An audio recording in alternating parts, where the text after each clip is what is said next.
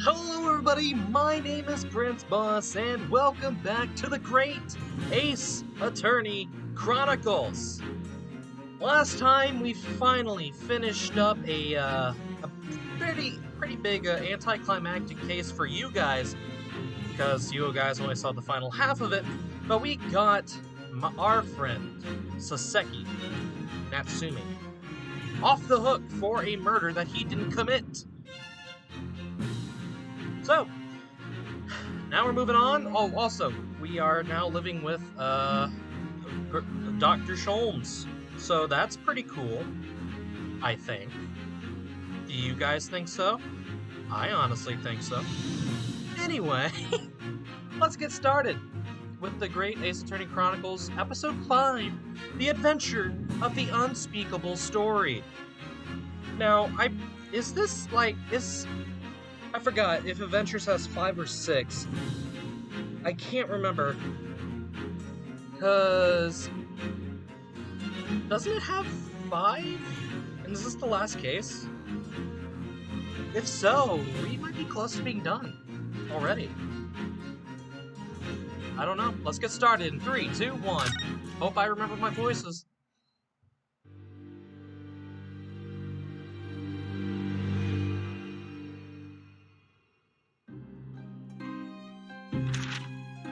It's coming! Sholmes's cry pierced through the thick wall of fog around us.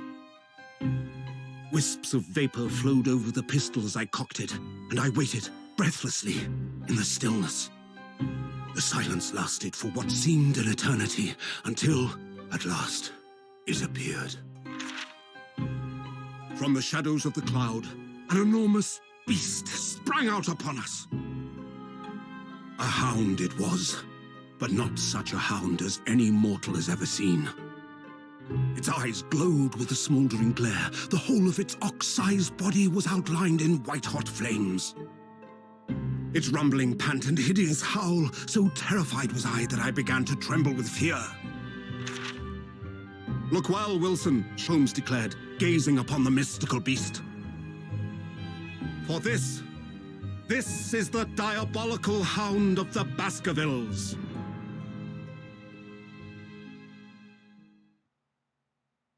Huh. Alright, so we're gonna have to deal with a wolf? Or a hound? Okay. Pretty cool, I would say. Our first 2 months in London passed by in a flash. In that disconcerting courtroom experience we were first thrown into on the day we arrived in the country, and in Saseki-san's terrible ordeal that had followed closely behind, we had emerged victorious. However, there then came an abrupt end to our opportunities to appear in court. Which is hardly surprising, of course, since I was nothing more than an amateur, an unknown student of law from a faraway land. So life in our little office was very quiet. That is, until it was shattered one day by that faithful telegram. Woo! Telegram, baby! April 15th, 9:13 a.m. Naruhodo's Legal Consultancy. Yeah, I was about to say counsel. Naruhodo's Legal Consultancy. Oh, God. Hey, we're making a really good place out of this attic. That morning, I was woken up by the unreserved knocking on the door by the telegram boy. But after he'd gone, Sasato-san's behavior became very obviously strange. Sasato-san? Yes? Is it time to leave for court already? Let me see. What case is it today? I don't think I'm scheduled to defend anyone at this moment, am I? Oh, no, of course not. How silly of me. But I think Iris said that she would make us breakfast this morning. So shall we go down to Mr. Sholmes' suite? Yes. Iris makes the most delicious breakfast food. She does, doesn't she? And once our bellies are full, we can leave for court in fighting fit form. Right. Let me see. What case is it today? Here we go again.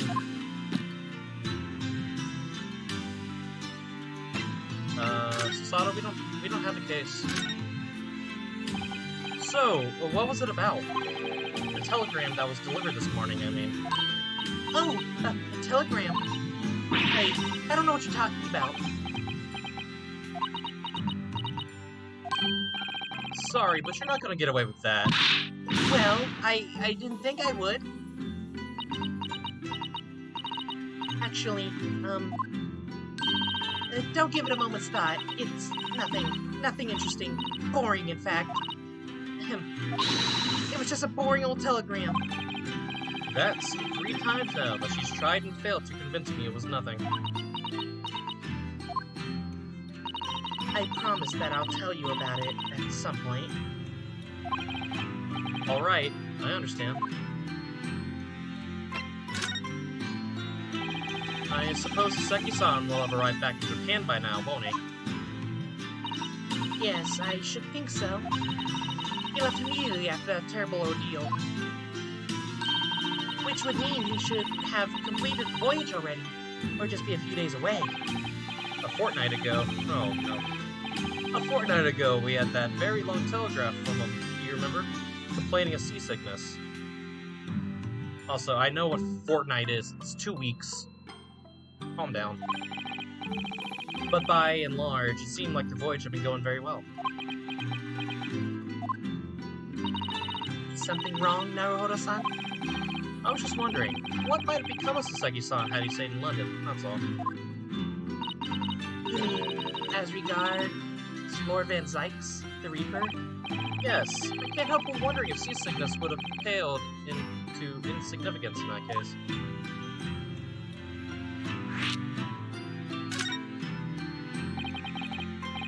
What is it they say?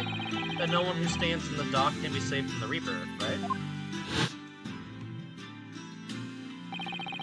Like the way that nightmare's trial ended on the very day we arrived in London.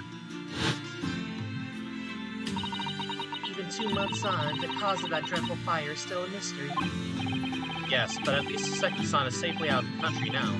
Presumably that means That the curse of the Reaper can only take effect within the confines of the city of London, perhaps? even if that's the case, it's little comfort. I have a terrible sense of foreboding. If the legend of the Reaper is to be believed, it would mean he wields the sword of justice himself. Come to think of it, I wonder what he's been up to these past 2 months. Surely not wielding a sword against more acquitted defendants. No, I don't think so. Apparently, Lord Van Zykes is appearing in court once our last encounter. Oh? Yes, since Saseki-san's trial, he's withdrawn from judicial service again, it seems. Really?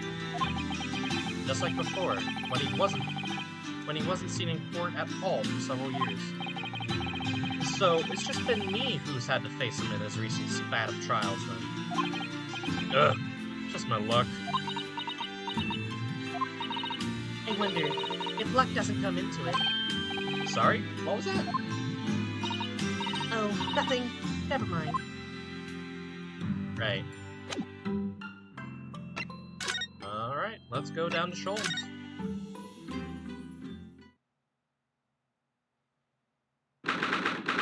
Beautiful. Sholmes is sweet. Morning, Bruno! Morning, Susie! I think I remember her voice. Is that the right one? Good morning, Iris. Iris.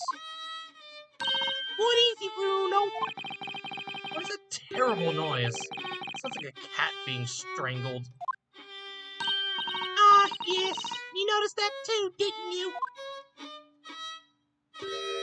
Mr. Sholmes. Early isn't in the best form this morning, it seems.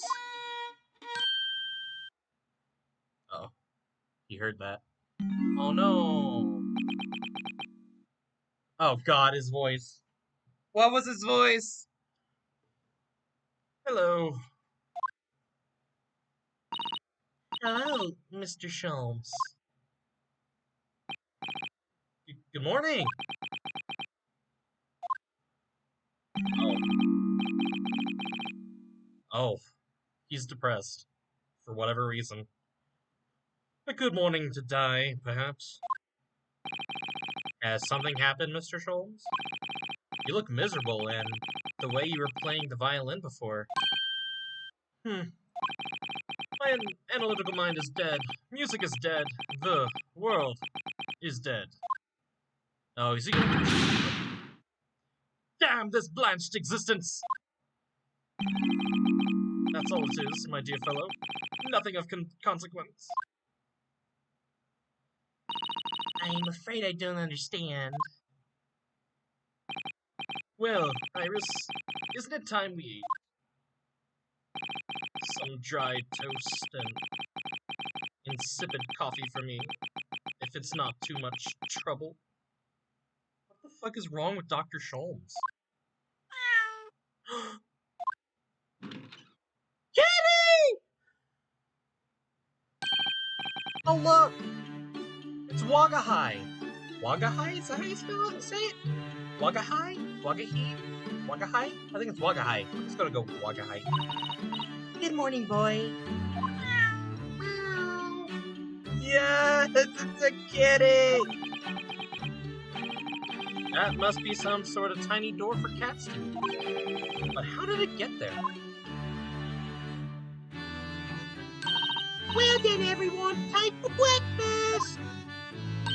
Oh, wonderful. Let me help you, Iris. It would indeed be a fine day to die. I knew something looked different. Something's missing from Mr. Sholmes' desk. Oh, did he get robbed?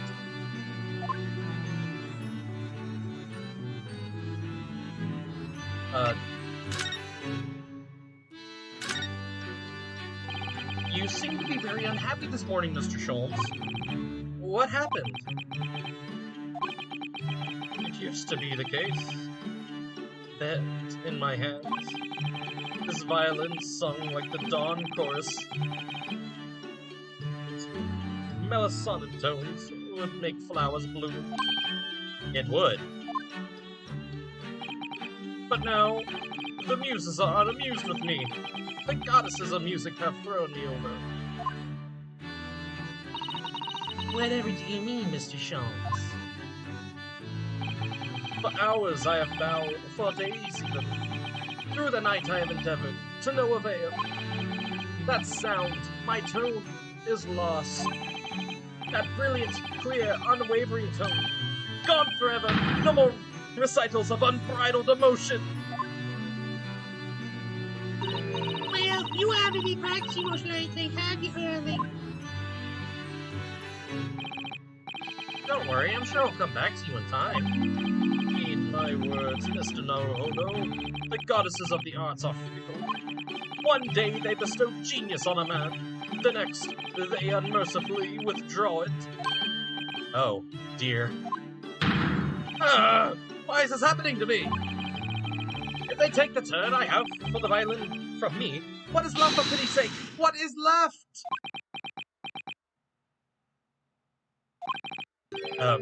Deduction, perhaps? Isn't that what you're known for?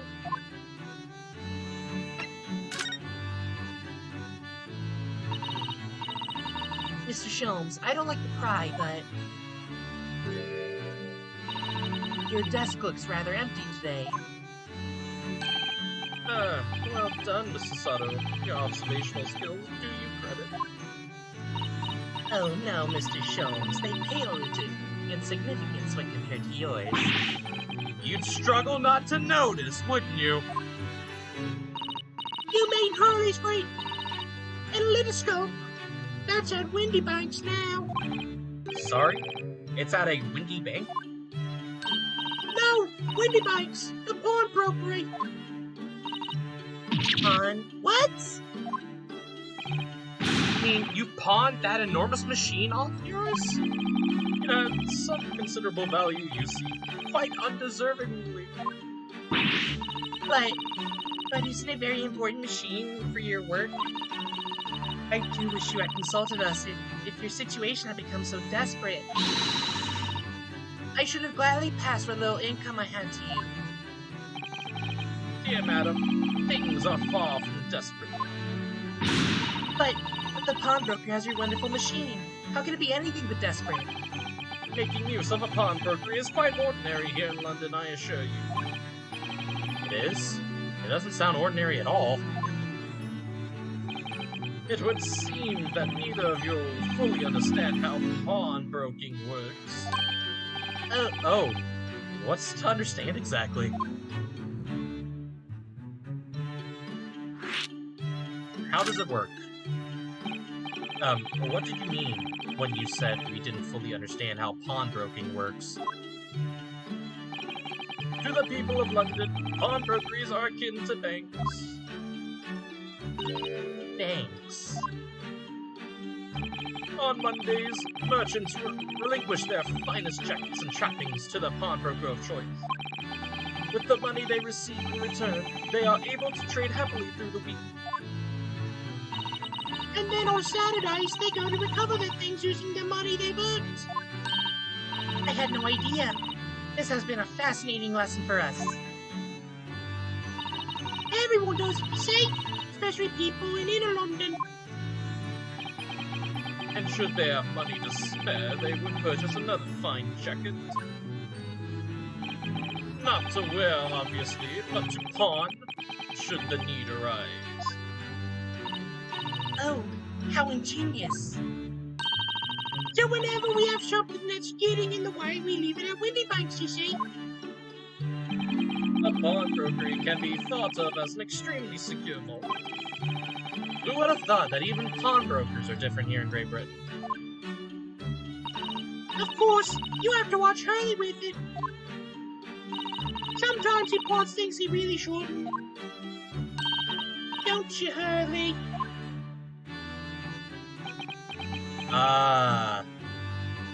He doesn't have the money to buy it back, does he?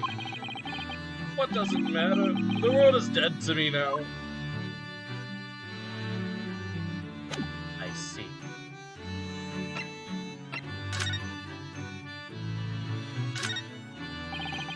The fire's burning comfortably in the grate again today.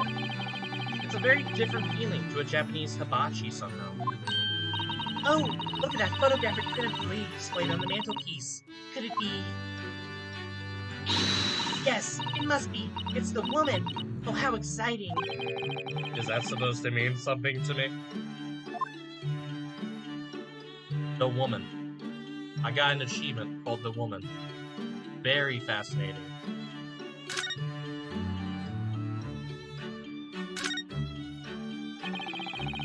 Mr. Natsumi's cat seems to have settled into his new home then. Oh, yes. And I've become very attached to little Waggy. It would appear his previous owner is completely forgotten to him. Cats are unfeeling creatures, their mews as empty as the hearts of the muses. Oh, so cute! Mr. Natsumi had no intention of taking Waggy back to Japan. I wonder why he kept him in the first place.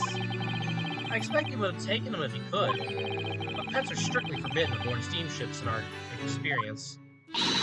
Yet for good reason. Terrible things can happen if rules of passage are not obeyed. Well, I don't mind, because Waggy is adorable. Yes, it is. Ah! I want to pet it. Yes, he really is. Oh, yes. What about the door? I don't remember seeing that tiny thing in the main door before. Where did it come from? Oh, you noticed? You're observant, Bruno. Look, I use this. It's my latest invention. Oh boy, more inventions. What? What is that? I call it the cat flipper mat. Gosh, a machine for making doors just for cats? That's right. It can make a cat flip for a little furry friend like Waggy in seconds. And it can do it on any door at all, no matter what it's made of. It's very powerful, you see. Wouldn't it be? Wouldn't it have been quicker just to make the cat flip rather than make a machine to make the cat flip? Well, yes, maybe, but now I can make cat flips wherever I like. Oh, I think it's wonderful. You must make one for us in the door in our office upstairs, Iris. You really knows how to come up with unconventional inventions, this girl.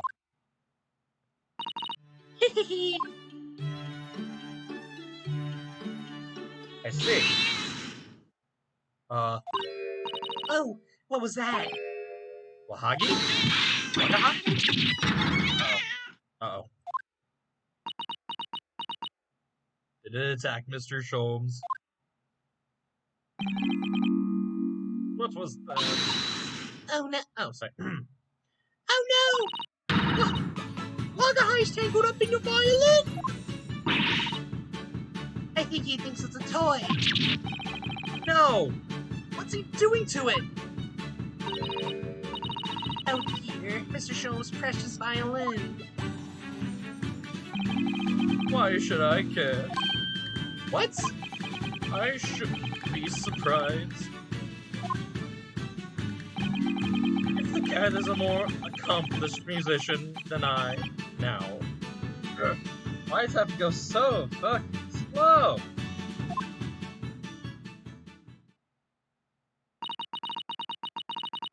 Mr. Sholmes really is in poor spirits, isn't he? Well, anyway, I'll put it back where he lives. Shall I, Hurley? Out of the cat's reach, if possible. Maybe we should assess the damage.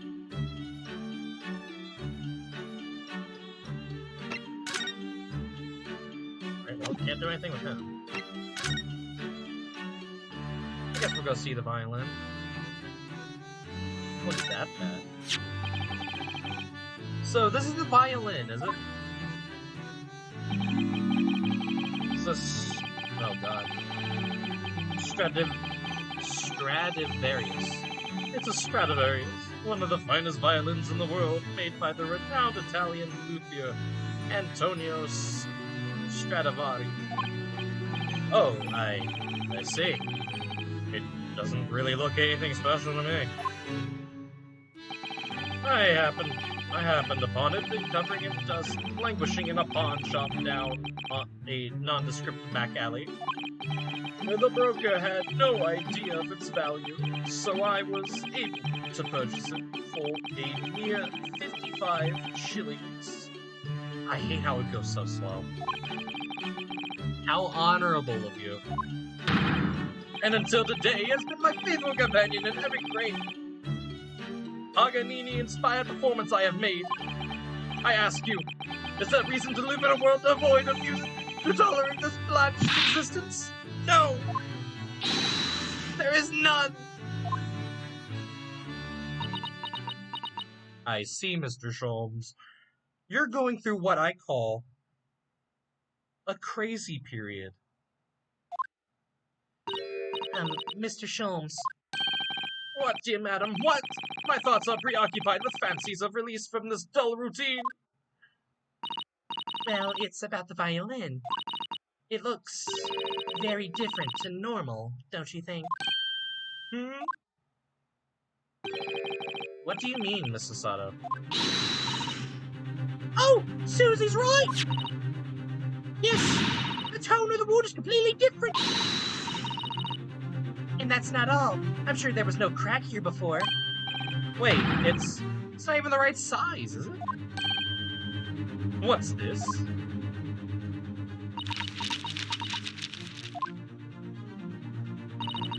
I'm terribly sorry to tell you this, Mr. Sholmes, but that instrument isn't a violin at all. Then what? I believe it's an entirely different instrument called a viola. What? What? What? Oh, Mr. Sholmes, are you alright? You're right! You are quite right! This isn't my faithful Stradivarius! So what? Pray, is this piece of stringed flotsam? Not your faithful performing partner, then. Oh, I see what must have happened. You do, Iris?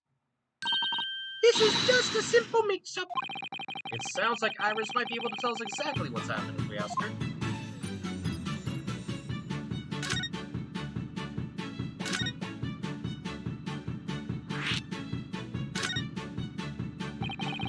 What do you mean by a mix-up, Iris? Well, you see, this violin, sorry, this viola, I mean, was at Windy Banks until last week. At the pawnbrokers. Not Mr. Sholmes' beloved musical partner. Oh, he's back to his normal self! Yes! There is a problem from the east, with which you are no doubt familiar, my dear fellows. Always let a beloved child travel. Yes, indeed. So you sent your beloved viola to violin to the pawnbrokers and hope that it would experience personal growth? Oh, what a wonderful idea. Last week I pawned my great analytoscope in order to release my precious instrument. But it would appear Mr. Windybank mistakenly furnished me with this tawdry fiddle instead. Well, my ears cannot be deceived by the hollow timber of this piece of timber. Oh, very funny, Mr. Sholmes. No, but your every sense was deceived by the fact that it just had strings. Pshaw! A fine state of affairs this is. And why I always say, Mr. Naruhodo, never trust a pawnbroker. They will try to fiddle you every time. But earlier you told us that you could think of a pawnbroker as an extremely secure vault.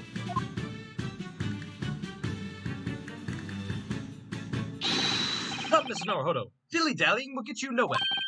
Sorry. Crunching your toast with that vacant aspect. Pressing your coffee so obtusely. Are you not a little embarrassed by your own conduct, considering the urgency with which we are faced? We must visit Mr. Windybank's brokery at once. Isn't that right, Mr. Sholmes? Precisely, Mr. Sonic. Without a moment's delay. But I haven't finished my bacon and eggs. My dear fellow, surely you do not still intend to crunch your bacon with an increasingly vacant aspect, to press your eggs even more obtusely. All right, say no more, I'll go then. Don't worry, Bruno. I'll be happy to heat it up for you again later. Oh, thank you, Iris. As it happens, I am rather curious to see what a British pawnbroker looks like. So I guess we're on the move. To the pawnbrokery. Oh, Baker Street. We'll go to, I guess, the pawnbrokery first. April 15th, Windy Bank's pawnbroker.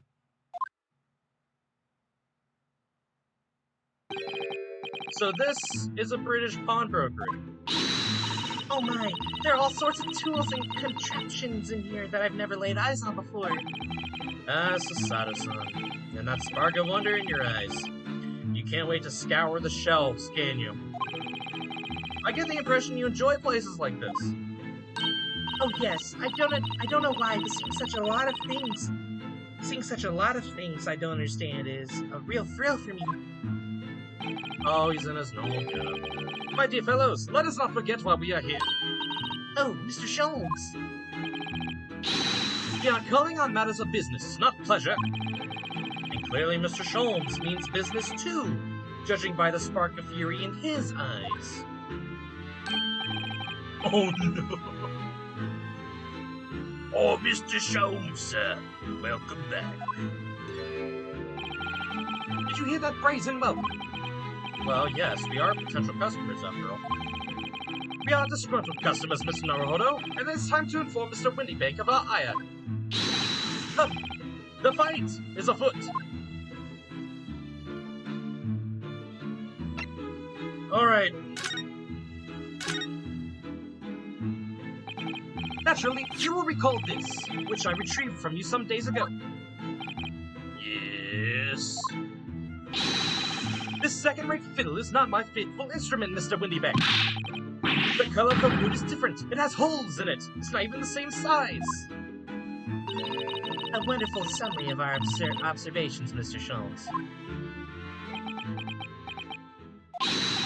I'm so very sorry, sir.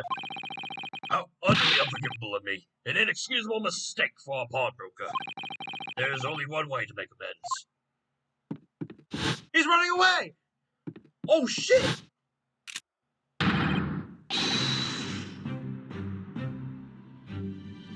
Whoa! Dude! Calm down! You don't need to kill yourself! It's just a violin! What the fuck? I should have taken my own life. I don't think that will be necessary, do you? If I may just say one thing before I pop off. Yes? It was you, sir, Mr. Sholmes, who took it upon himself to remove the item the other day, I believe. Sorry. I'm not using the right Sholmes. I recall I entered a storeroom to fetch your violin when I heard, "Ah, here it is." You did? And when I turned to controvert you, you had taken the viola and left, sir. However, there can be no doubt that the blame lies firmly at my own door for allowing you to leave. So I shall not grumble or ground any longer. May this guilt die with me. No, stop there, fellow. The fault is mine. But the gun, thank you, God. You. It would appear that the fight is over. I do humbly apologize, Mr. Windybank. Evidently, my questionable disposition precipitated this tragedy. Well, you wouldn't be Mr. Sherlock Holmes without that questionable disposition, now would you? I do believe you made it right, sir. It's either laugh or cry, I suppose. You are, it must be said, one of my more challenging customers. I need to remind you of the peculiar collection of items you brought through my door in the past. Oh, peculiar items. In the extreme, madam. For example, the unpublished manuscript of an eponymous work, the novels of Sherlock Holmes or such. Oh my, a new full-fledged novel? And unpublished? A story I have yet to read, you mean? No, Windybank! Dude, put the gun down! Jesus Christ, you don't need to kill yourself. Over every small thing, bro. Jesus, stop it. Forgive me. Wait, before you die, you must tell me more.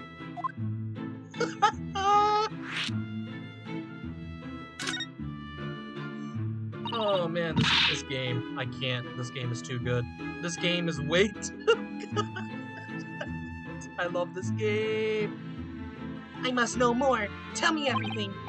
Wow, Sasada-san is really fired up now. Is there really an unpublished story under this very roof?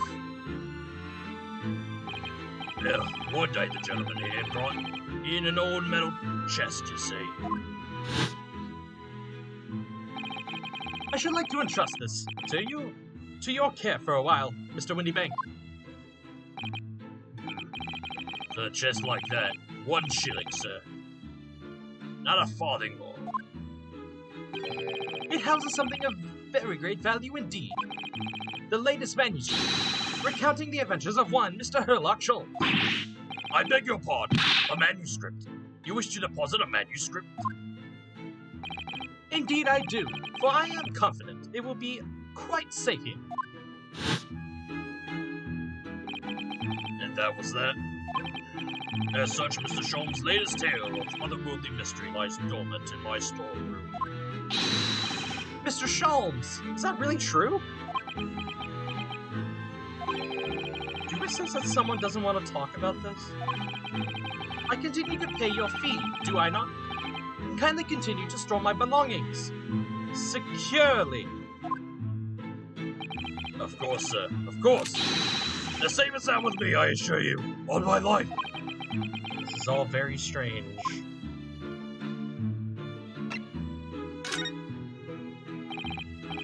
I wondered, could I ask you something?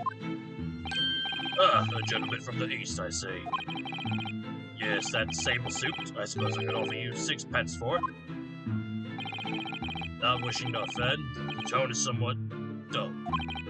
Sorry? Aha! But for your splendid attire, madam, 5 guineas, no less. The colors are exquisite, the design exotic. Eastern artistry at its finest, may I say. Oh my, 5 guineas, you say? How interesting. Why do I feel as though I've suffered some sort of defeat here? Actually, I was hoping to ask you about your business. I've heard it said that pawnbrokers are used rather like banks here in London. Yes, sir, indeed. Many of our customers utilize the establishment as you described. I appraise their items and offer them a proportionate loan and 2 months of secure stowage. Stowage. Oh boy. Oh no, I thought he meant storage. Stowage. Yeah, I guess that makes sense as well. If in that time they repay the original sum to me, plus the agreed interest, their items are happily returned. But what happens if they don't pay you the money? The items are offered for sale in my shop, as you can see on the shelves behind me. So you never sell items before the 2 months has passed then? That's right, madam, that's right. Which means some considerable responsibility rests on my shoulders. Should a customer's precious belongings be lost, the only recompense is for me to end it all. The very idea, Mr. Windybank, is an absurdity. One should never talk of one's demise so casually. Says the man who was telling us it was a good day to die only this morning.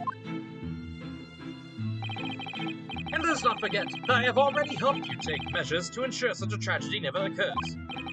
Oh, what sort of measures? I engineered a simple device which Mr. Windybank has installed here in his shop. I call it the Red-Handed Recorder. Is that not so, Mr. Windybank?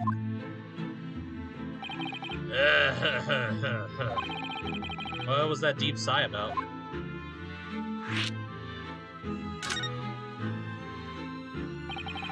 What on earth is a red-handed recorder? Use your eyes, my dear fellow. They are just 2 below the ceiling.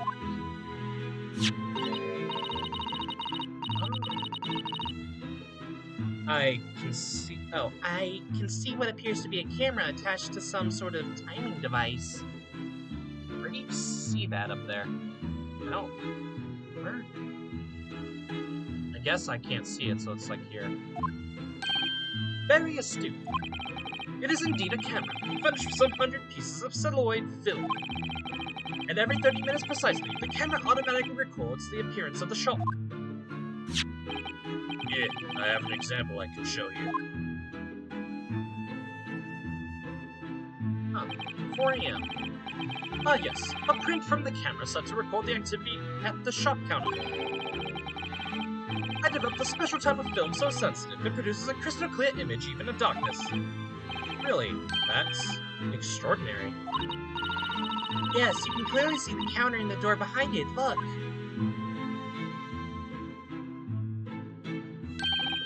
So you see, were someone to enter the premises with ill intent, his identity would be summarily exposed.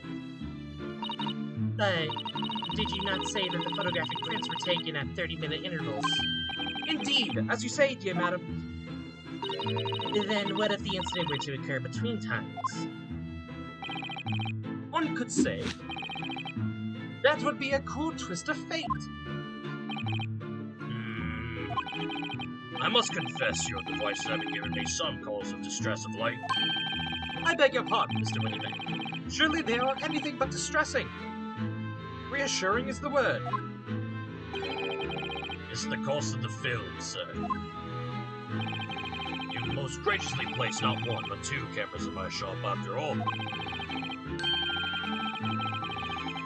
Which means I must pay for nigh 100 utterly useless prints every single day.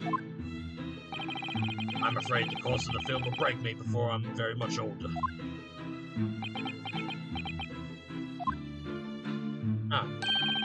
Nevertheless, a small price to pay to ensure that safety of my preferred pawnbrokery, no? My dear fellows, we verge on an age where safety and security come at a price. Oh, doesn't he know? Oh, heavens help us.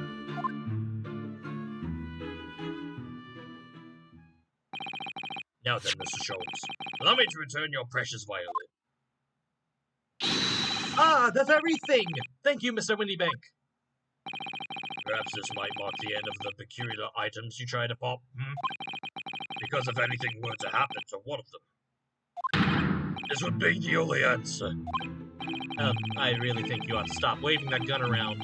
Someone could get hurt. You know, Sorry?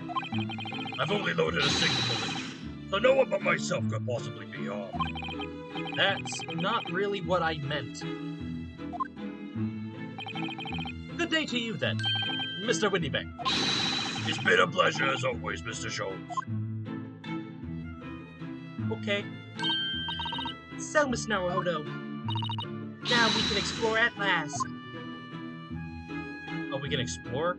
Oh. I guess I can.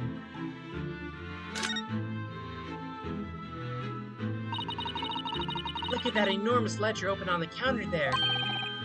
Mr. Windybank is, if nothing else, very particular about recording the items he accepts. He'd have to be, otherwise he'd get himself into all sorts of trouble. Which might explain the thing that catches my eye far larger than the ledger. Also, that's a real photo of a dog. This revolver here. Do not entertain even a single thought of pilfering an article herein, my dear fellow. I assure you, Mr. Windybank would not hesitate to draw that weapon with a speed belaying his portly side. Oh, you don't mean he'd... Blow his brains out? Indeed, in recompense for his blunder. Oh my. But in any case, of course we would never do such a thing. How could you even suggest it? Huh.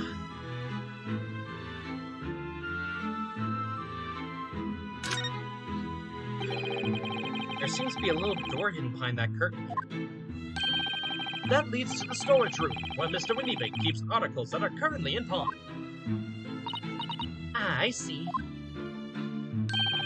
There's nothing of particular interest inside. I certainly wouldn't recommend any loss in this activity. Recommended or not, it's not something I tend to do. There is but one key, and Mr. Windybank keeps it in his pocket at all times. Before he sleeps, he places it in a small pot, which he slides under his pillow. How on earth do you know that, Mr. Sholmes? I am a detective, sir. It is but my business to know what others do not. I am frequently assailed by information that I neither care for nor wish to retain. Mr. Sholmes, you are a wonder. And the prime suspect of this pawnbrokery has ever burglared. Yikers.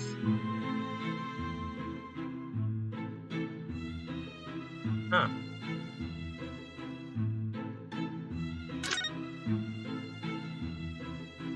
There is so much shit to look at. What the fuck?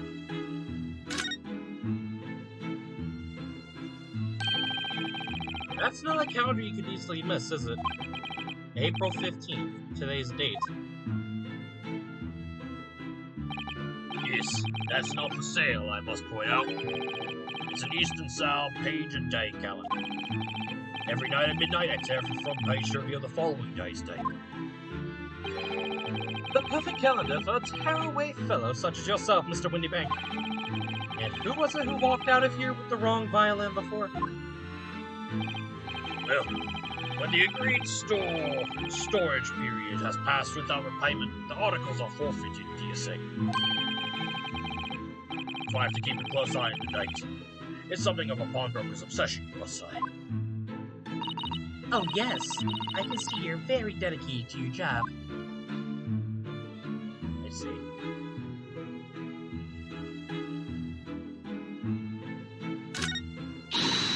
Look at this! What could this lovely big shiny box be? That, my dear madam, is a music box. Surely you have such things in your own country. That's a fucking music box? Oh my! Yes, but we've certainly never seen one so large before. Shall we listen a while?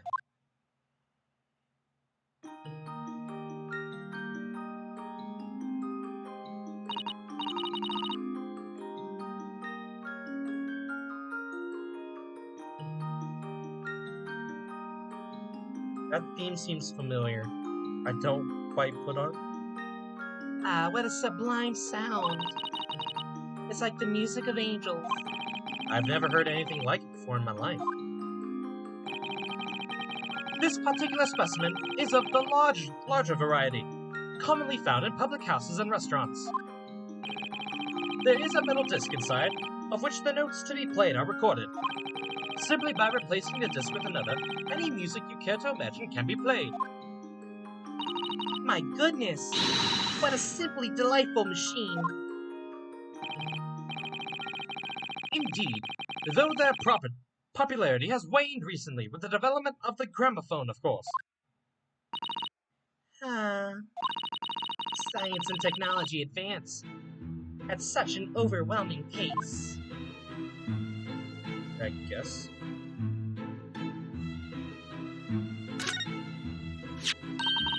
Look at this. Whatever could this be used for? I have no idea. Ah. There's a small catch just here. Look. We're gonna open it, aren't we? Oh my, that's amazing! It has some sort of spring-loaded mechanism. Which we'll never manage to put back to the way it was before. What are you two doing? What? Us? Nothing! No, nothing at all. Whatever this device is, it seems to have a pair of little windows to look through. I feel as though I've seen something rather similar to this elsewhere.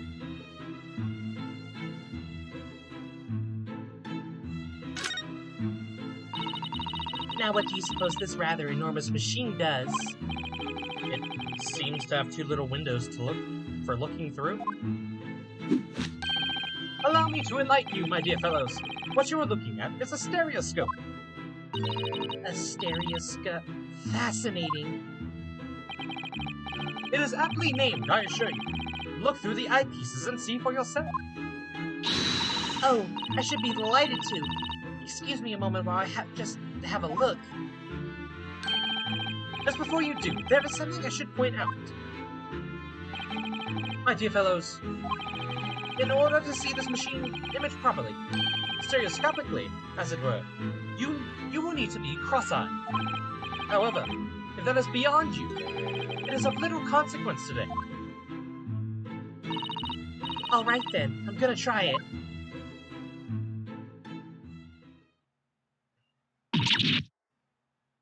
Ah! Mr. Naruhodo, you must see at once! Alright then. So I need to be cross-eyed, like I'm trying to look at my own nose?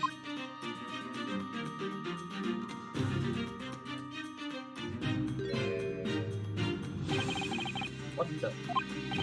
I don't believe it. This is a photographic print, but it seems like you could reach out and touch it. Yes, the sense of depth is startling, is it not? Stereoscopes are one of London's many fads. They are often found in little stalls in the park. People queue for hours to see them. Why? Why are people meddling with such black magic? It is no magic, my dear madam. It is, well, far too complicated to explain at present. We shall save this lesson for another day. Oh. Jesus Christ, are we ever going to leave this pawn shop? What an assortment of things there are on these shelves here.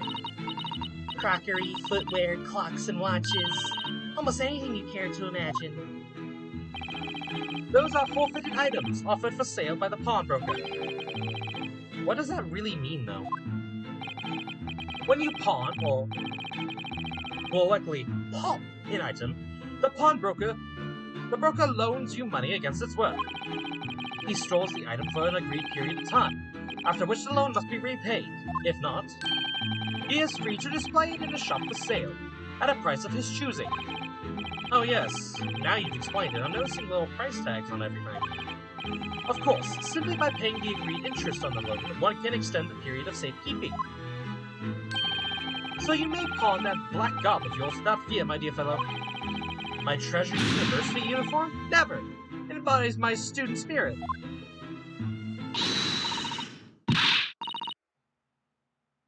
What? Only 2 pence for it? That ain't fair, and you know it. The article is barely worth a penny, miss. I can't offer more. Someone sneak in. Sounds like there's an argument brewing over by the counter.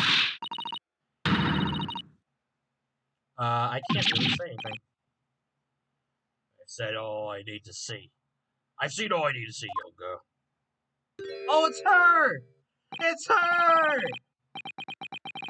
From the second case! No, from the third case! Oh, yeah. Wait, we don't know. I'm sure I recognize her. Oh, yes! It's the young lady from Mr. McGilda's trial 2 months ago. Oh my god. And her name is Gina Lestrade, my lord. She's a chancer, earns her trust among large crowds, relieving people of their purses. What's commonly called a pickpocket.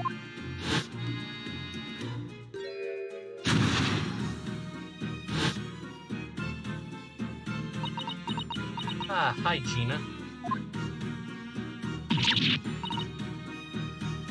Gordon Bennett, you lots! Oh, you stole it again? Hello, Mr. Lestrade. I hope you've been well. Well, you remember me then, do ya? Well, I remember being completely surrounded by smoke, that's for sure. So, what are you doing in here? Down and out like the rest of us. Nothing to eat. Come to pop that black weasel, sorry. Colt, have you? What is it about this black uniform that makes everyone comment on it? Ah, good day. Unless I'm much mistaken. You would be the young pickpocket who stole our experimental smoke grenade launcher. Ah, Mr. Schultz. So, you have something of value to pawn, do you? Allow me to see the article, and I shall negotiate with Mr. Windybank on your behalf. Pull the other one. I don't need no help from anyone. From some stuck-up dick. Get out of my business. Go on, or I'll make trouble for you. As you wish, Miss Lestrade. I will happily remove myself from your presence.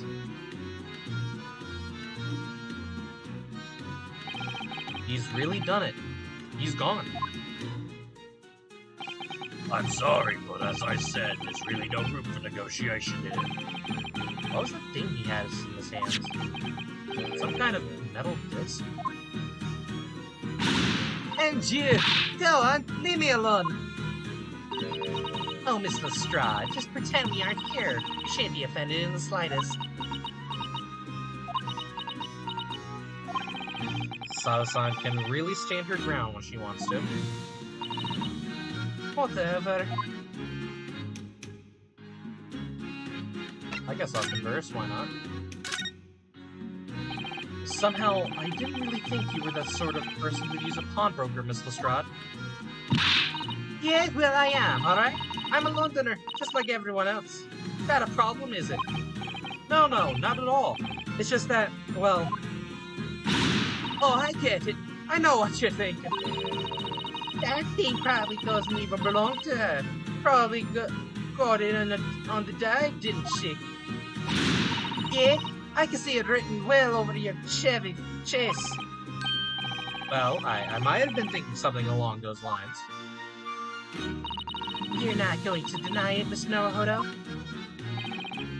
Alright then, I'm just gonna come out and ask you straight. Do you pawn things that you steal from other people? Well, I don't know how to answer that, really.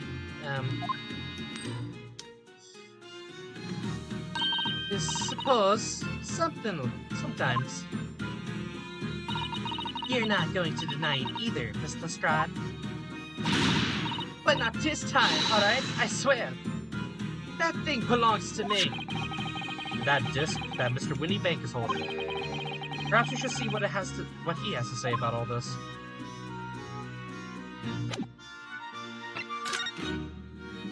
Things are now getting interesting.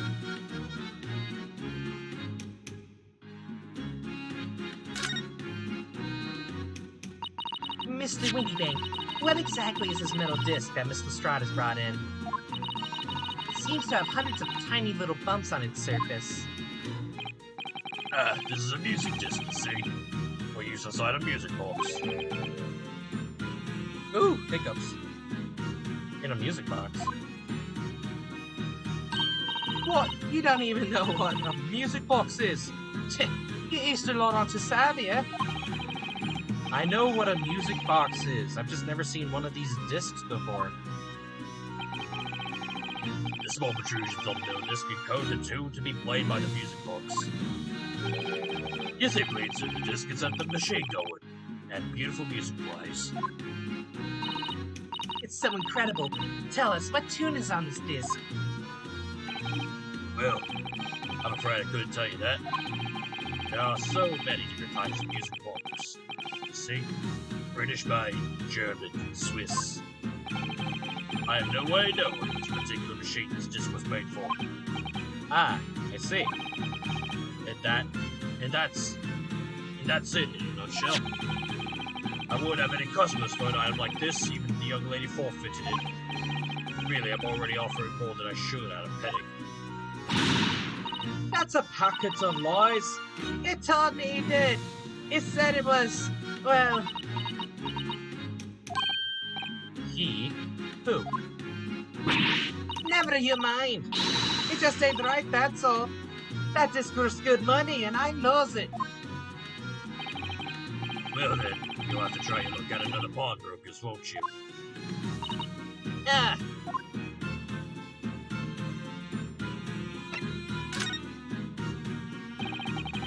Been here before, of course. Slow.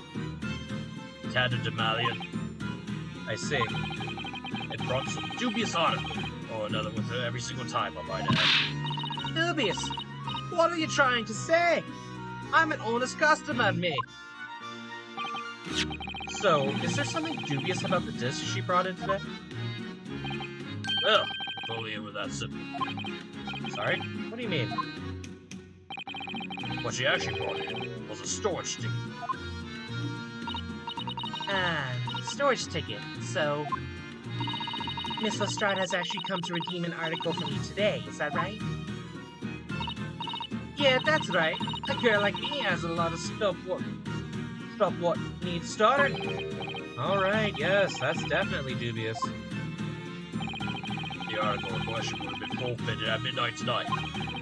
But she gives me the ticket for it, and we paid both the loan and the interest. I was obliged to return the article to her. What was the article? Do tell us, Mr. Winniebank. The little scamp was wearing it, ma'am. Oh, the little scamp was wearing it, ma'am. Scarf? Oh, yep. It's the overcoat that she redeemed. Oh. What's wrong with you with that? It fits, don't it? I mean, it's mine, so of course it does. So, what about the disc then? How does that come into all this? The disc is something else. A new article called if a girl and I can agree on a price. we're an hour in, and we haven't even gotten to the good stuff yet. Jesus Christ.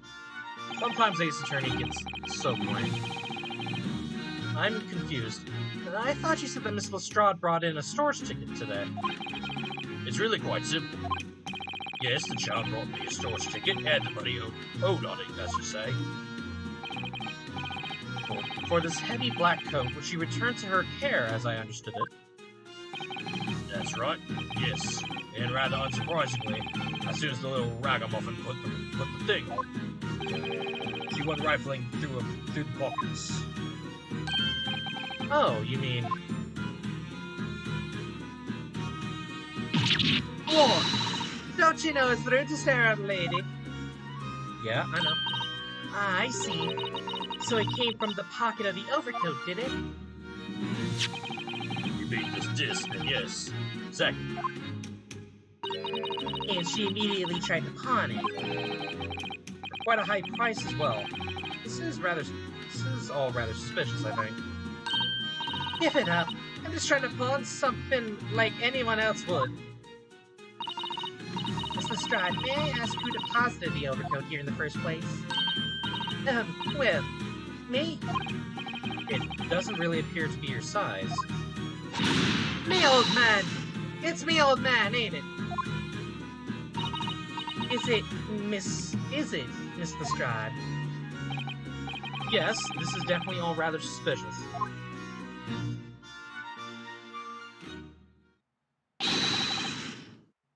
Out of my way, please. Oh, hello. What the Ooh! You look like an anime villain. Whoa. Fucking cool. Who's this picture postcard English gentleman?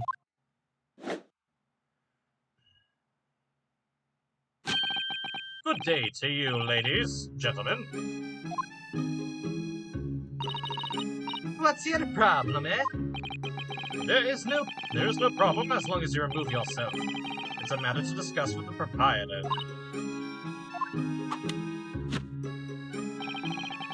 And if you intend to make a problem of it, I shall see you outside, little girl, for the hiding you deserve.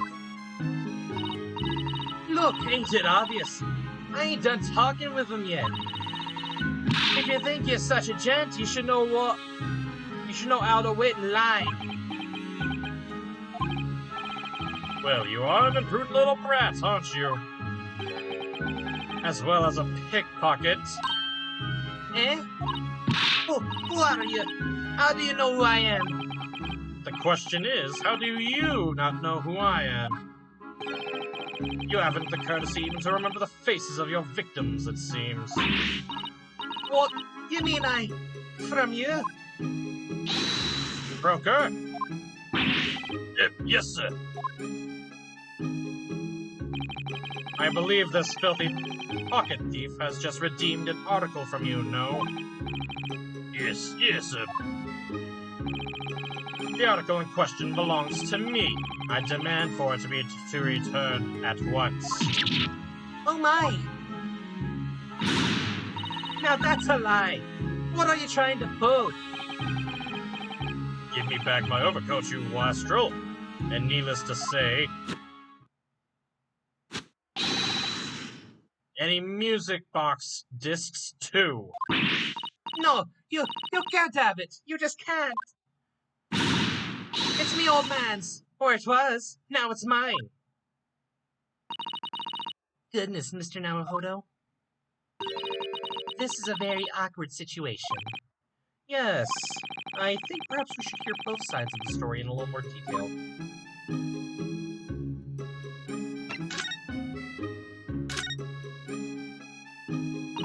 Miss Lestrade, is what the gentleman's saying. What do you think? It's all lies, ain't it? Obviously. I swear on my life, I ain't never laid eyes on that dandy before. Let's hear it now, you little ragamuffin. You stole it, didn't you? That ticket you brought in here just now. No, I swear it. I swear to God. It was barely an hour ago. I was walking along the street minding my own business when this little gutterling ran into me. I knew at once what had happened. I've been robbed yet again, I thought to myself. Those wretched pickpockets. Yet again. Oh yes, as you can see, I am a man of impeccable style. This isn't the first time I've been targeted by these back-slum scoundrels. Now then, relinquish my overcoat. Come on now, Mr. Lestrade. Give the good gentleman his coat back. If you go into cause trouble, I shall have no choice but to call the police. Hold on. Why is everyone thinking it's me? Just look at this dandy cove, and you think I'm the dodgy one. I'm sorry, but I'm going to believe you. Well, what about evidence? Yeah. Where's your evidence that I've stole something from you, eh? Come on, let's see it. Oh, I have evidence, naturally. You what?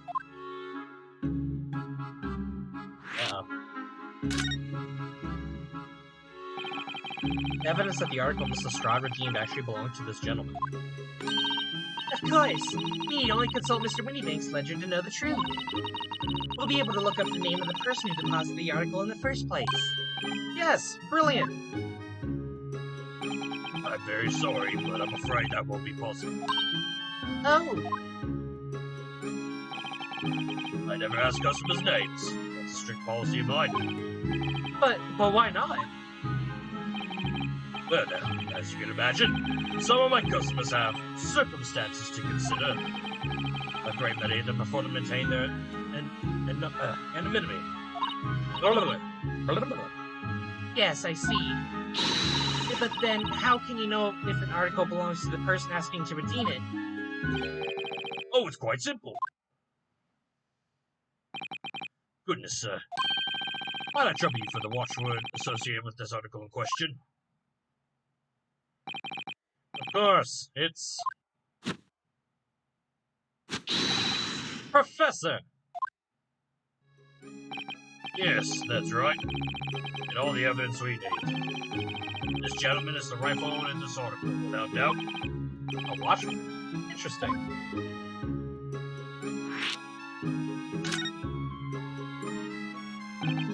So, about these watchwords, Mr. Windybank. As I just explained, I never ask customers' names when they deposit items with me. There are many reasons why. Certain customers would like to keep their activities secret. That wasn't exactly a subtle glance at Mr. Sholmes now, was it?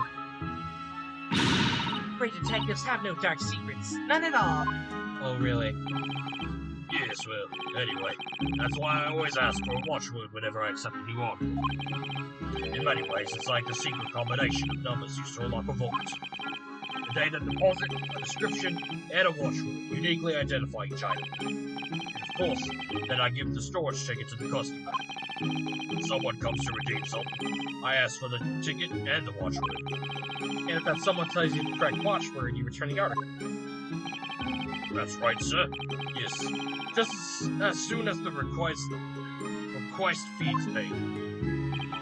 And I have supplied you with the information you require already. But for the avoidance of doubt, the article in question is an overcoat deposited 2 months ago, on the 15th of February, with a watchword of Professor. All perfectly correct information, sir. But how? Really, this is beyond a joke now. There is no further room for doubt.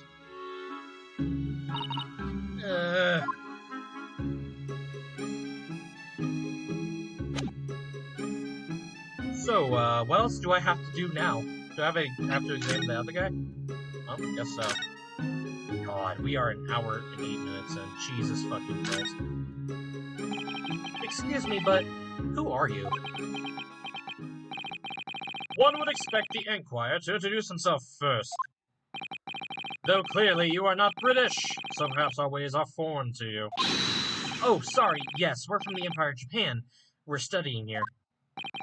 Oh yes, Japan. I've heard talk of the place. What the hell kind of... Its inhabitants live on some fiery brown-colored soup, dressed up with exotic spices. You might be thinking of somewhere else. And what was that theatrical gesticulation about? Perhaps. Anyway, if you are a gentleman, sir, you offer your own name first before inquiring about the name of another. Of course, yes. I'm Rienosuke Naruhodo. I'm a lawyer. Well, a student of law, really. My name's Sato Mikotoba. I am Mr. Naruhodo's assistant. I see. My name is Benedict. Yes. Eggert Benedict. Eggs Benedict. Oh, the pun. Egbert Benedict. Enchanté. He's so refined in how he holds himself and how he speaks, but that name is suspicious. Now to the matter at hand. What the fuck is wrong with this guy? My overcoat! Return it at once! To someone with the style to carry it off. Every move he makes, every breath he takes, I can't stand watching him. Was that a police reference? Every move you make, I'll be watching you stay, I'll be watching you. Oh my god! It's a police reference, every breath you take! So, let that be an end to the matter. And thank you for your custom, Mr. Egbert Benedict, sir. With such reasonable rates of interest, I may even decide to come back. This is why I hate grown-ups. Just 'cause I'm a diver, everyone thinks that makes me a liar. And the contents of the coat pockets, if you please, broker. Well, of course, sir. Here's the disc for you.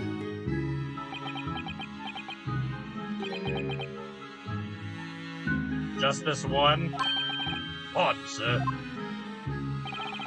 I was expecting another.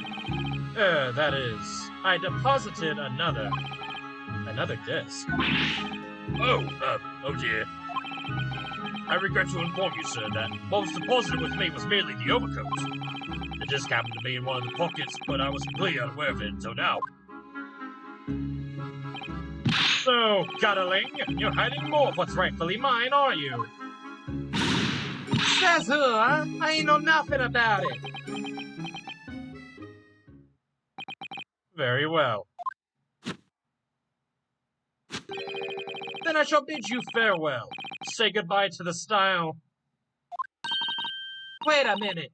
That disc is mine. Oh. What do you think you're doing, you little tramp? You've drawn blood, you filthy animal. Where's the blood? Oh, it's on the disc. Oh my, yes, there's blood on the disc. Because of all those sharp little bumps. The man must have scratched his finger on them. I found it first, alright? I mean, it belongs to me, old man. So you're not having it. Or you take it. Me? If I hang on to it, they'll have it off me again. So you keep hold of it. Miss Lestrade, why is this disc so important to her? Oh, it's an evidence piece. You there, in the black livery. Hand that disc to me at once, please. No, don't! He's lying! Grown-ups are all liars! What do I do now? How am I going to resolve this?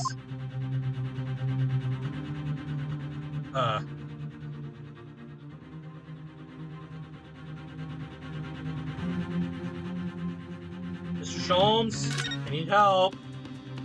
I need help. Help me. Mr. Sholmes. What are you examining with such keen interest over there? As you enjoy a bar of caramel, I see.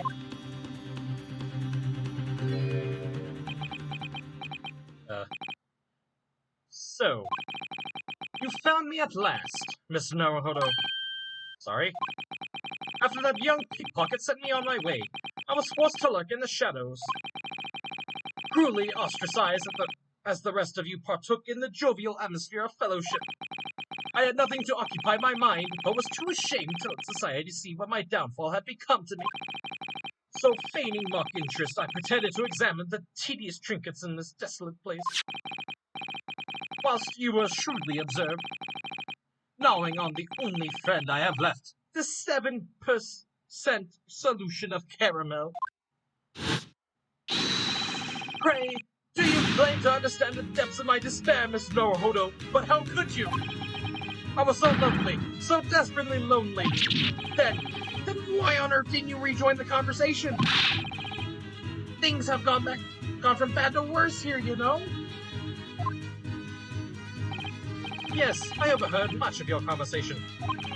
Or rather, in my craving for human contact, my ears devoured every word that was uttered. You really were sad, weren't you? Poor Mr. Sholmes, I feel simply awful for you. It would seem that my inferences are correct. Oh, surely you're not about to tell us that you've solved the entire case once again. My dear madam, sometimes I wonder, were my genius for deduction to be... What? Commoditized? Commoditized. How much could I pawn it for? It seems Mr. Sholmes has had another of his flashes of inspiration. But who knows if it will help to resolve the situation between Miss Lestrade and the mysterious gentleman. What's the right thing to do here? I guess we'll listen to the deduction. Oh, fuck me! God damn it! Oh, why did I do this to myself? I gotta listen to one of his deductions. Why did I click that? I was gonna end the episode there. No! Alright, well, after the deduction, I guess we'll... Fuck! God damn it. Alright, well, you guys are getting an extra long episode today for investigation. Fun. Well, Miss Lestrade, it would appear you find yourself in something of a predicament. Where the blue blazes have you been, huh? Odd. When a lady's in trouble, a Trojan's supposed to be there to help straight away. An hour late. Harsh. And who, pray tell, are you? Mr. Aggert Benedict, you have, in my eyes, a veritably encyclopedic array of curiosities about your person. Nevertheless, there are two immovable conclusions I have drawn. I beg your pardon. The first is this. The true reason for your visit to this pawnbrokery today is something you have not yet revealed. And the second is this. A considerable crime is in contemplation. One you will orchestrate with intent to steal a vast sum of money. Well, Mr. Benedict, what say you to my deductions? Ow. He's turned as white as a hard-boiled egg. It would seem that once again, Mr. Sholmes has made a flawless deduction. Just who do you think you are, sir? Ah, yes, as I hoped. That is precisely the pained expression I was looking for. Here we go. So, shall we begin? The time has come for yet another Sherlock Sholmes logic and reasoning spectacular. Oh boy. Oh boy. The game is afoot. Here we go. Topic 1. Mystery Man's aim. First of all, we must ask ourselves on what business you ventured into this pawnbrokery today. You claim to have followed this pickpocket here, having had the redemption ticket stolen from you on the street. But that is most certainly a lie. The real truth is something quite different. Oh, is that your hand? As revealed by that which you hold in your hand. Yes, what brought you to the shop in the first place is the staff recruitment flyer. That is not true. The piece of paper in your hand is a staff wanted advertisement for this very shop. Yet even the most unobservant would soon realize that a man of your appearance has no need of such employ. In other words, there is some ulterior motive for your actions.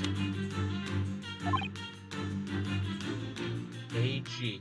Your name is not Eggert Benedict, isn't it? The cane, which you unwittingly clutch to your person, exhibits an uncontrovertible contradiction. What a rot! I've had this cane for years. contradiction of which I speak is, of course, the missing Viril. That is not the case. The end of any walking cane would be terminated with a metal Viril to protect a wooden tip. I am saying it wrong. And yet, detailed analysis shows the wooden tip of this stick to be utterly bare. Wow, you don't need to be a genius for that. Therefore, there is only one conclusion. The rod that you hold in your hand, which appears to be a walking cane, is in fact no cane at all. Uh-oh. You recoil, sir. Is something wrong?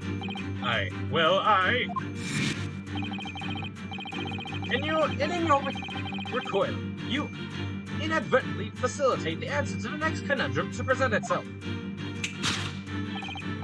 Namely, what is the truth behind this rod you bear? Yes, your reaction betrays the truth. The handle, which you evidently would like to conceal, is the key to understanding this riddle. I don't think so. For the moment I saw it, my suspicions were aroused. What walking cane demands such a stout handle? Mused I.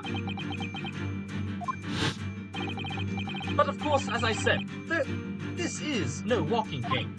No, that rod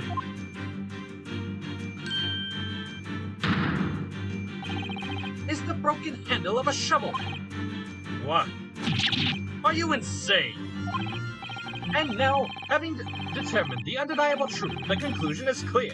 Your true motive for coming here was to take employment at this establishment in order to excavate the ground beneath the premises. What a calculated crime you must have conceived, sir. A wickedly calculated crime. I don't think that's... No, I don't think that's the case. Now, this great crime. Now, Mr. Benedict, let us continue. For we must expose the details of this elaborate crime you have in planning. This is utterly absurd. You suggest that I, a gentleman, intend to excavate the ground beneath this pawnbrokery with a broken shovel. What on earth do you propose I could expect to find there? Some long-forgotten treasure, I suppose? Save for such a fanciful theory, what possible reason could I have to do as you say? Oh, but there is an ample reason. As you are only too well aware, Mr. Benedict. Ah, and your furtive glance is more telling than I could have hoped. What? Let us consider what would motivate a man to infiltrate a shop such as this and covertly dig beneath its floor. The answer is revealed by the council notice on the counter to which your eyes were inadvertently drawn to. This letter gives notice of public works to be carried out in the local area. And according to the enclosed plan of the upcoming sewage works, beneath this shop runs a sewer that adjoins another, one that runs under the bank on the opposite side of the road. This madness has entered the sewers now, has it? By excavating the ground beneath our feet, you would gain access to the waterway that flows in the very close proximity of the great vault of the financial institution opposite. What are you? In summary, sir, you devised a master plan to pull off an elaborate bank robbery by dint of the underground tunnels. Master plan? Which brings us, at last, to the final chapter of this lurid scheme.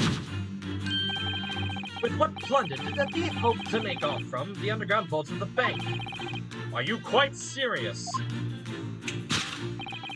Having consulted with Scotland Yard some days ago, I happen to know the answer. But naturally, the answer is no secret to you, is it, Mr. Benedict?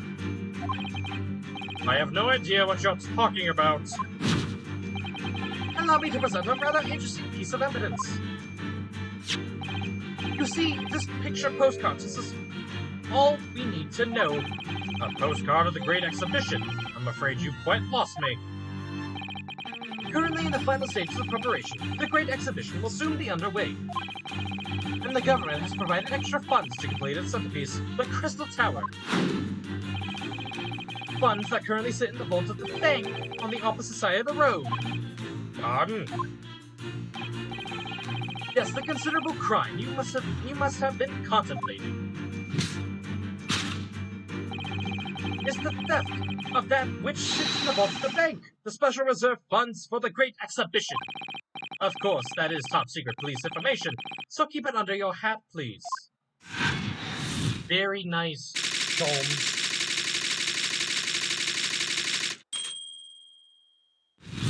Oh, there were some things wrong in that. Thus concludes Sherlock Sholmes' great deduction of this pawnbroking puzzle.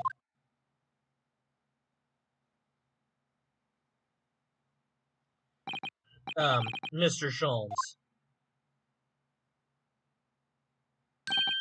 Well, Miss Naruhodo, an impressively upbeat deduction for a detective racked with loneliness, would you not agree? Was it true what you said about the bank over the road and what it has in its vault? Indeed! Though few know of its existence, it is one of the government's most closely guarded secrets. Gregson told me, in the strictest confidence. But you are just announced it to everyone here, rather loudly, in fact. And if it's such a big secret, how would Mr. Benedict have come to find out about it? There can be but one explanation for that. Clearly it is because the man is a criminal. But what if he didn't know anything about the money in the vault? If he's a criminal, as you said, then buying a brand new shovel is sure to be the first thing he does now that you've revealed the secret. Oh. Or if he doesn't, maybe Mr. Winniebank will. He already has plenty of shovels here after all. On my life, I assure you, I'm not so unscrupulous. Well, hopefully this has taught you a valuable lesson. Sensitive information must be handled with the utmost of care. One can never be sure that someone privy to secrets won't disclose them. And once the word is out, it's out! Perhaps I'll think twice before confiding in you next time, Mr. Sholmes. An excellent idea, Miss Naruhodo. An excellent idea. Well then, Miss Naruhodo, you know what to do, I'm sure. Yes, let's listen to that great deduction again, and see if we can manage it into shape. Very well then. Let us start once more from the beginning of Sherlock Sholmes' magnificent logic and reasoning spectacular.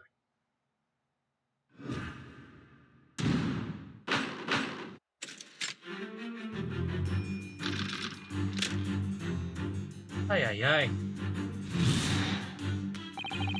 First of all, oh yeah, I'm not gonna say this. You've already said it before. Yep. We are nearly an hour and a half in. Congratulations, guys. You're getting an extra long episode.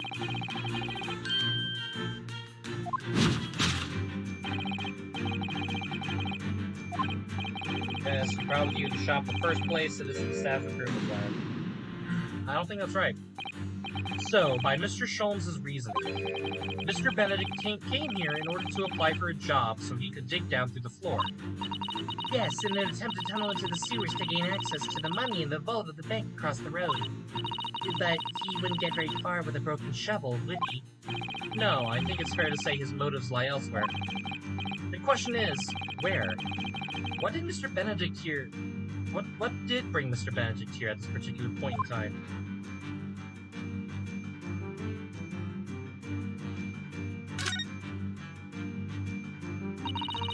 Certainly a flyer from Mr. Winniebank's shop. Let's see. Winniebank wants you. Pawnbroker's assistant required.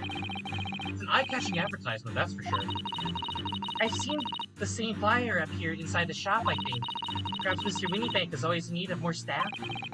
Mr. Benedict came here to apply for a job? That's just too hard to believe.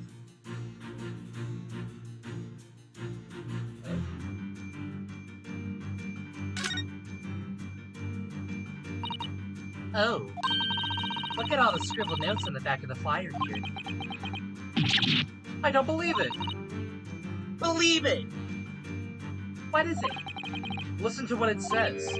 Name, Gina Lestrade. Height, 5'2".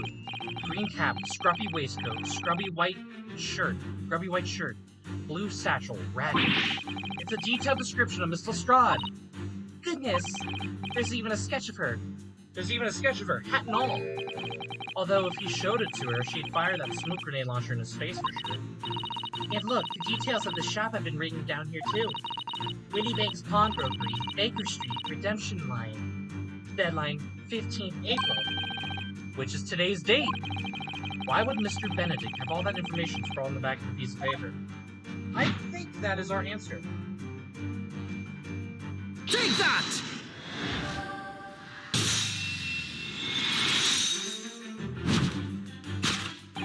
Yes, what brought you to this shop in the first place is the info about Miss Lestrade. Quite so, my dear fellow. It would appear that the writing and sketch on the reverse of the flyer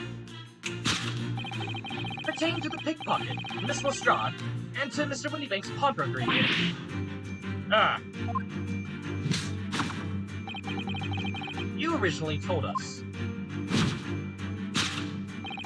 that you had merely given chase after Miss Lestrade stole the redemption ticket from you. But that, sir, is a thinly veiled lie. It is the information on the back of the flyer that led you here today. By which I mean, here to Winniebank's pawnbrokery, and today the redemption deadline of that overcoat. So, you waited outside for the young girl matching the description you have written down to arrive. And you have gone to some lengths to hide the reason for your pursuit of Miss Lestrade. In other words, there is some ulterior motive for your actions. He's already said this part.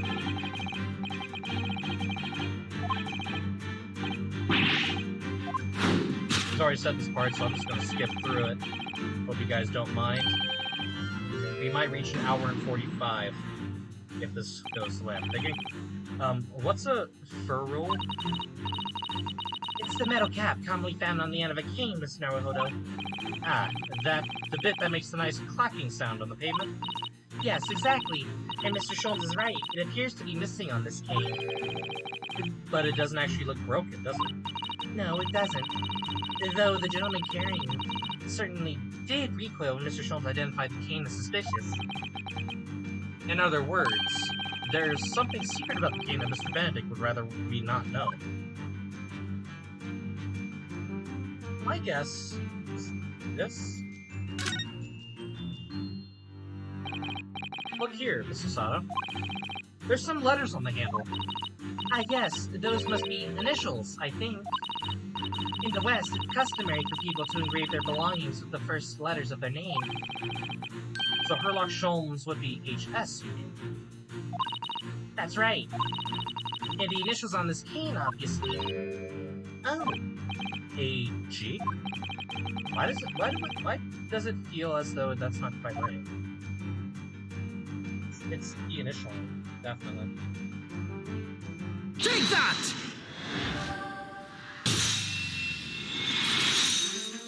Let's go! The contradiction of which I speak is, of course, the initialing. A most astute observation, wouldn't you say, Mr. Eggert Benedict? We are led to believe, sir, that your initials are EB. Yet, in a most possessive manner, you have in your grasp a cane bearing the initials AG. An incontrovertible contradiction indeed. Would you not agree? No, you're wrong. This cane isn't... You said before that you had that cane for years.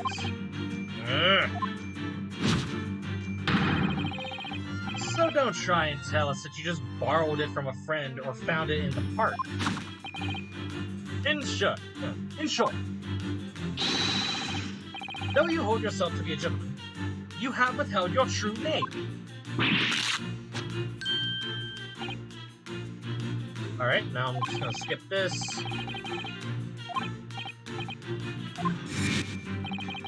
And in your recoiling, you advertently facilitate the answer to the next conundrum.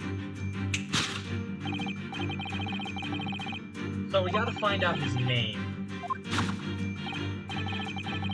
Your reaction choice is true. A handle, which is evidently conceals the key to understanding this riddle.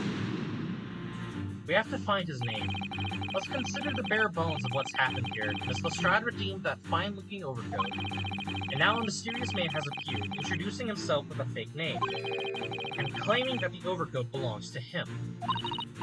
But we know that he actually didn't. But we know that he actually identified Miss Lestrade from a written description, which suggests that everything else he's told us is untrue.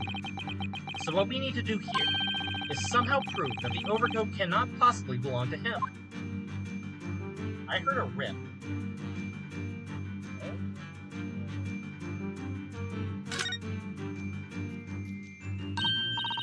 Oh, seam on the shoulder there is coming apart. Look! So it is. You know, a moment ago when Mr. Benedict was surprised by something that was said, I thought I heard him make a rather strange noise. It sounded like a tiny growl.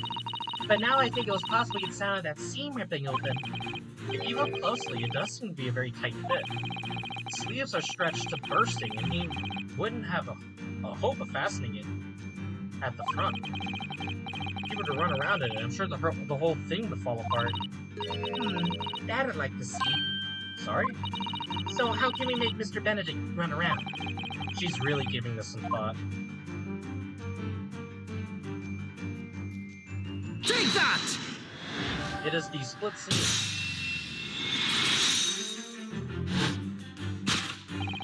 The split seam, which you evidently would like to conceal, is the key to understanding this riddle, you see. Yes, because the overcoat is rather obviously a poor fit. Having forced it over your broad shoulders, the seam is already breaking apart. My suspicions were aroused from the outset. Oh, were they? When you so boldly lied about your name and so boldly waylaid this pickpocket. This catalog of untruths has been for one very specific purpose. To steal the article that the young girl redeemed from Mr. Windybank.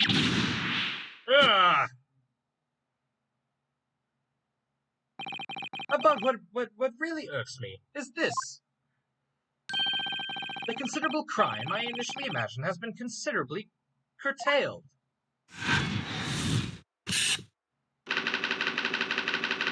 To abscond with a redeemed item. We are not getting to 1:45. 1 hour 45.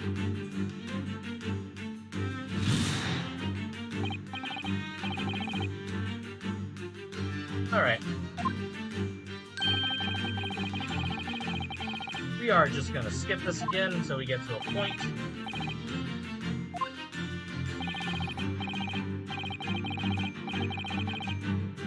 Oh shit, these are a completely different thing. You suggest that I, a gentleman, design a wheeze to filch some tawdry article of pawnage. Have you forgotten that I redeemed the article in the proper manner, using the watchword? Had I not been the one to deposit it in the first place? How could I possibly have known the relevant details? He sent... N'est-ce pas? Oh, but the watchword can be discovered. As you are only too well aware, Mr. Benedict. Ah, and your furtive glance is telling more than I could have hoped. What? Let us consider how one might be able to learn of the secret watchword relating to the pawned property of another. The method is revealed by the council notice on the counter. That's not right. The direction of the deduction must change rather dramatically now, I think. Yes, no more talk of tunneling into the sewers. Which is a pity, because it all sounded rather exciting. Anyway, you can't deny that this mysterious gentleman did know the watchword. Yes, Professor. If you didn't know that word, Mr. Winniebank would never allow you to redeem the article. Or, looking at it another way, if you did know the word, Mr. Winniebank would allow you to redeem the article, whether it was yours or not. So the question is, could this gentleman have found the watchword out somehow? I don't think it's the gun. It's on the notelet. Look at this, Mr. Sato. Ah, it appears to be a memo that Mr. Winniebank has scribbled to himself. Let's see. What does it say? Oh, Professor. Found it. Mr. Winniebank must make a note of the watchwords his customers give him right before his eyes. And an alarmingly clear script as well. Oh dear, I don't know where to look. Who knows what other secrets I might see? It's the notelet. Has to be.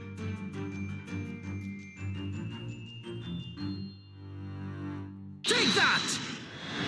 Take that!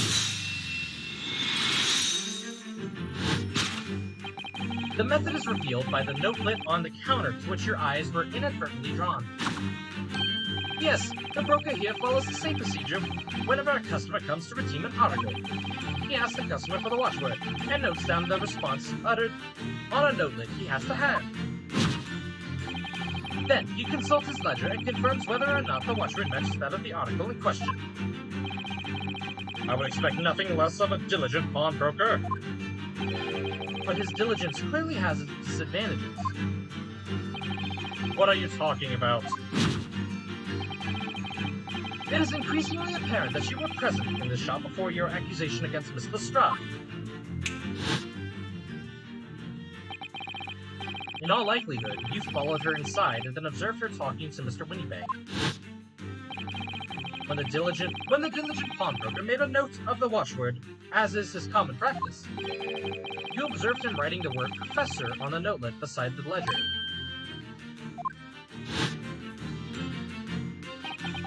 And that, sir, was the master plan you devised to steal the pawned article from the young Miss Lestrade. Master plan! This brings us at last to the final chapter of this lurid scheme. Why would you go to such lengths to redeem that particular article from this pawnbroker? Are you quite serious? For an ill-fitted overcoat hardly seems to justify the effort, much less a worthless music box. But naturally, you had very good reason to make them yours, didn't you, Mr. Benedict? I have no idea what you're talking about. Name so. Allow me to present a rather interesting piece of evidence. You see, this picture postcard tells us all we need to know.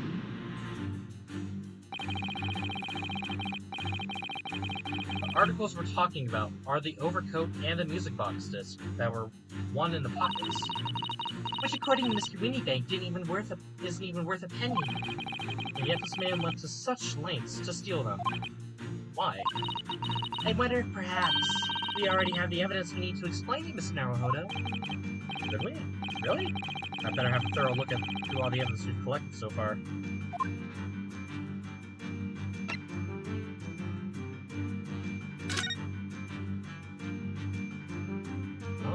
Oh. Is it for McGilded? Oh, there's a little scrap of paper stuck on the reverse side of the disc. Look! And a scribbled word or two. It looks like somebody's name.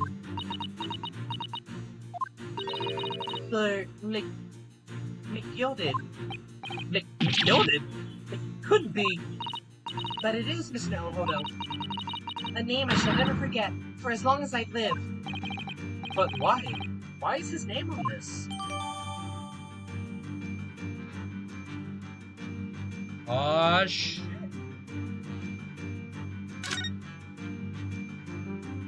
It's Mr. McGilded! Take that! Are you a relative of Mr. McGilded. You see, this music box disc tells us all we need to know. What's that? On the back. It reads, For McGilded.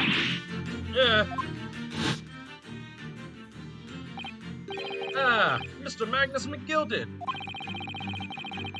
The unfortunate philanthropist who perished in curious circumstances at the Old Bailey 2 months ago. A prominent man in London, though his loan-mongering demonstrated a distinct lack of surplus, whatever. So, you are an associate of his, are you? Or perhaps a subordinate?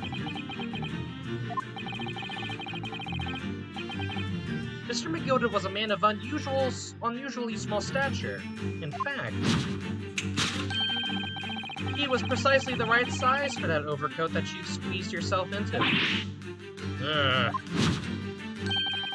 Your true identity remains shrouded in mystery, Mr. Eggert Benedict.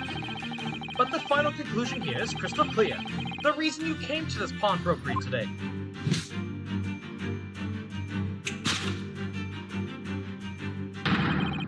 Was to retrieve an article left behind by the late Magnus McGilded.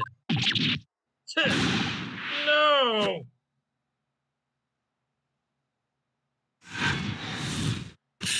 Topic and deduction solved. Didn't think I'd hear Mr. McGilded's name come up again. Deduction complete. We are almost 2 hours in. I am going to cry. Come on, let this end! Well, well, Mr. Magnus McGilded. Not a name I expected to hear in these circumstances.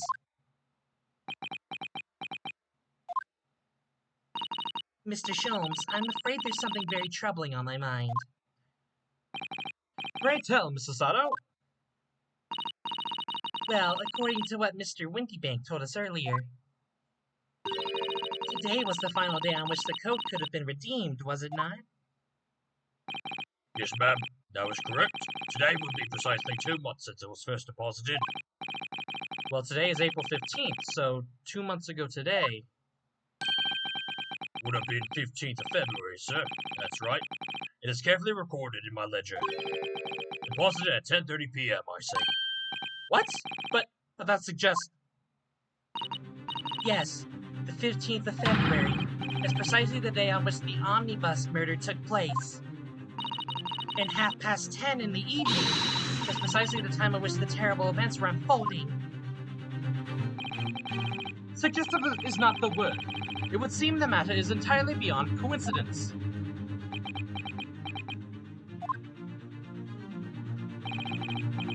You are, of course, at liberty to make whatever outlandish deductions you choose. However...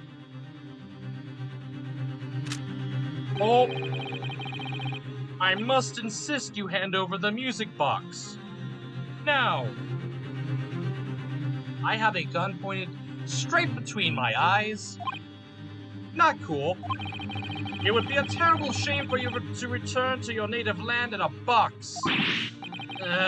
What do I do? What, any option? Absolutely not. There are some things a man must protect at all costs. This may be, well, one of those things. Then again, it may not. Hold it! Oh, Mr. Windybank! This is my shop. I can't allow any harm to come to my customers. If that were to happen, I should have to take my own life.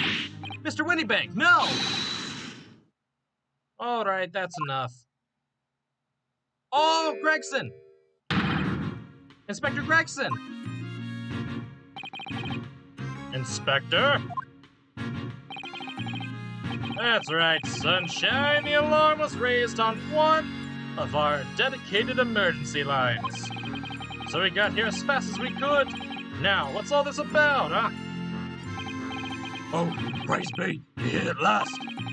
I was moments away from forfeiting my own life in my very own establishment.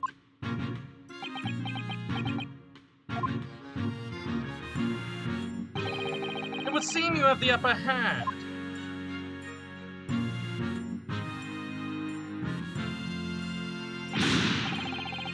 Right, you all got lots of explaining to do. I don't appreciate being bothered with some petty argy-bargy. Penny? Mr. Handybank was nearly met with his end.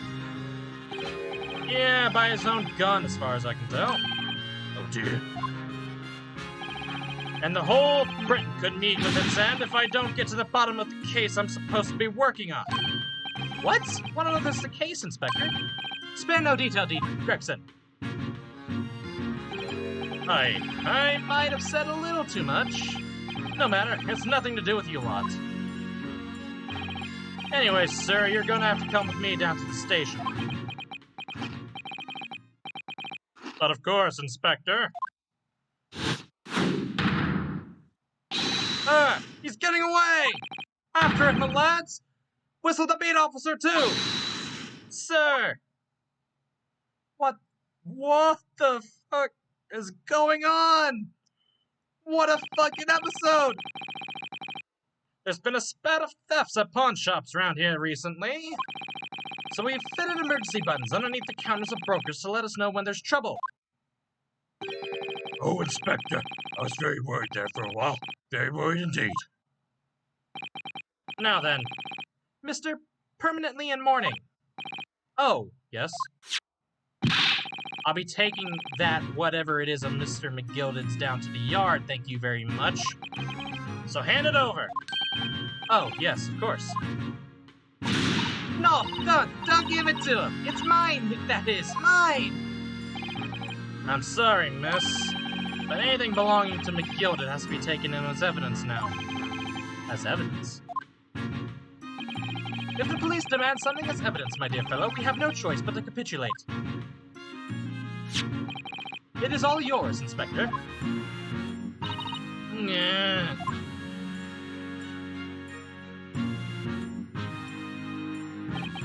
And so, we handed Mr. McGilded's disc over to Inspector Gregson. And we're summarily turfed out of the shop and onto the street. So to be continued. Thank you, Christ. We are 2 hours, basically. What the fuck? Oh my god. Thank you, Christ, we're done. Ugh. The Adventure of the Unspeakable Story. Jesus Christ. Okay, yeah. I think we've done this for maybe a little bit too long now, guys. So we're just gonna leave it there. Please leave a like if you haven't already. Subscribe for more Great Ace Attorney content, and maybe some XCOM coming down the future. We'll never know. Anyway, yeah, we'll see you guys next time. Bye-bye.